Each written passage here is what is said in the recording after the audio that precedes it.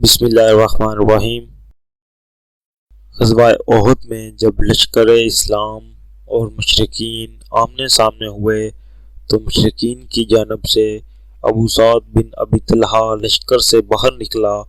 اور اس نے مغرورانہ انداز میں لشکر اسلام کو للکارا اور کہا کہ کون بہادر ہے جو میرا مقابلہ کرے۔ حضور نبی کریم صلی اللہ علیہ وآلہ وسلم نے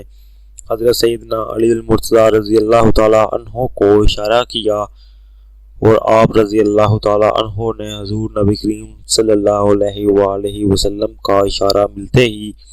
ابو سعد بن ابی طلحہ پر لپک کر ایک ایسا وار کیا کہ وہ گھوڑے سے نیچے گر پڑا اور اس کی شرمگاہ کھل گئی۔ آپ رضی اللہ تعالیٰ عنہ نے جب اس کو یوں بے پردہ دیکھا تو اسے چھوڑ کر واپس لوٹ گئے اور اسے مارنا مناسب نہ سمجھا۔